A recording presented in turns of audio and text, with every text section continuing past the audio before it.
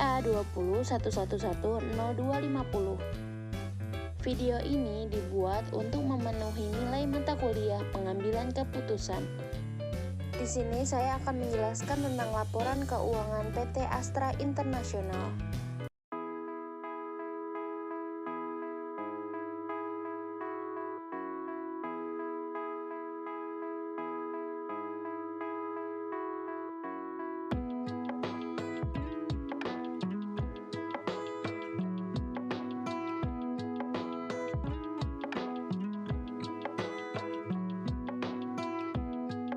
Sejak berdiri pada tahun 1957, Astra bertekad untuk selalu menjadi perusahaan yang terbaik dengan karya yang baik untuk bangsa Indonesia.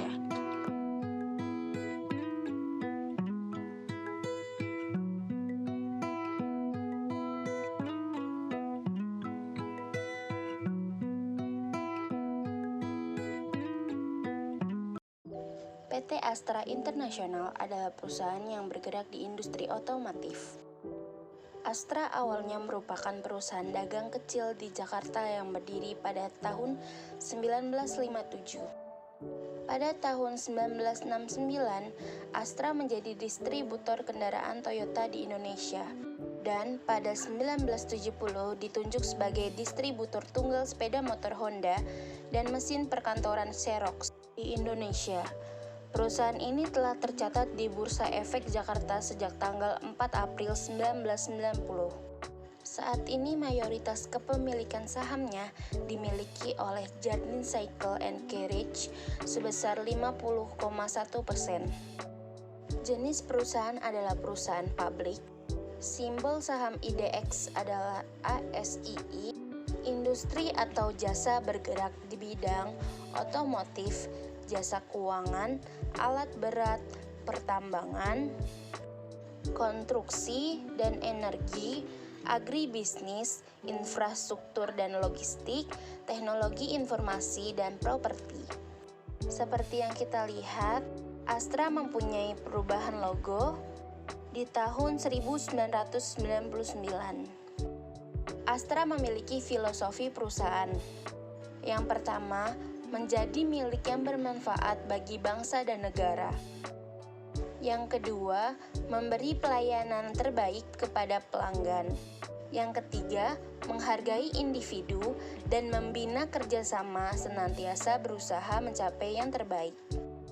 Visi dan misi perusahaan Astra adalah: visi yang pertama, menjadi salah satu perusahaan dengan pengelolaan terbaik di Asia Pasifik, serta penekanan pada pertumbuhan yang berkelanjutan dengan pembangunan kompetensi melalui pengembangan sumber daya manusia, struktur keuangan yang solid, kepuasan pelanggan, dan efisiensi.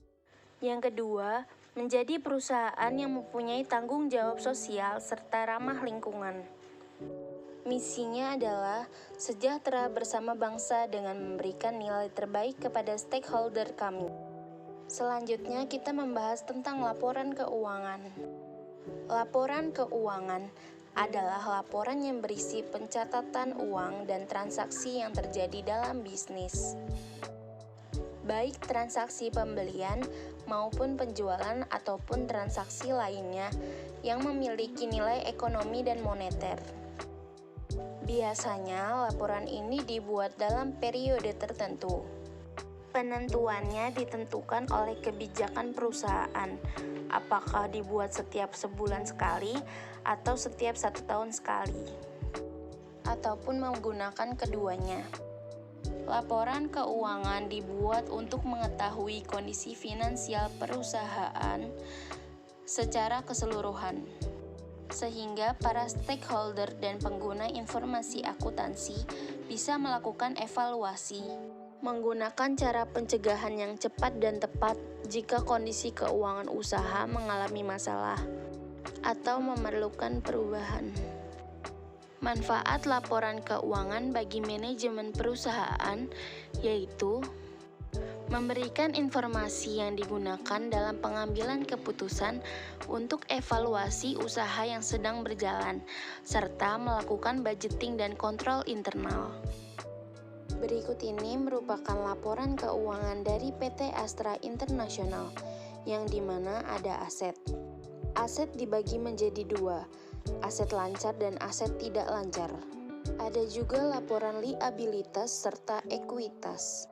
Selanjutnya terdapat perhitungan laba, yang dimana laba per saham di tanggal 30 September 2022 mencapai 576 miliar rupiah, serta yang terakhir ada arus kas. Dalam sebuah perusahaan pasti ada yang namanya analisis SWOT. Yang pertama itu strength atau kekuatan, yang kedua ada weakness atau kelemahan, yang ketiga ada opportunity atau peluang, yang terakhir itu ada threat atau ancaman. Kekuatan itu yang pertama ada efektivitas saluran distribusi, ada keberhasilan pengembangan produk, penerapan teknologi yang sudah sangat baik, efektivitas kegiatan promosi, aset yang dimiliki untuk membiayai operasi dan investasi, yang terakhir ada penggunaan kandungan lokal sampai 7,5%. Kelemahan terjadi pada masa depan karyawan, fasilitas manufaktur, posisi global, pengembangan merek dalam negeri, informasi pasar, tingkat kegagalan produksi, serta mesin import. Peluang yang pertama itu terbukanya pasar dalam negeri, paket teknologi, pengaruh social responsibility membantu perkembangan perusahaan, terbukanya pasar ekspor, pengaruh penghargaan yang dapat mengangkat citra perusahaan, pasar tenaga kerja. Yang terakhir itu ada ancaman. Yang pertama itu ada pengaruh kebijakan pemerintah. Yang kedua, intensitas persaingan. Yang ketiga, pengaruh kampanye produk ramah lingkungan. Keempat, kelesuan ekonomi dalam negeri. Yang kelima, pengaruh melambatnya pertumbuhan ekonomi global serta barang substitusi.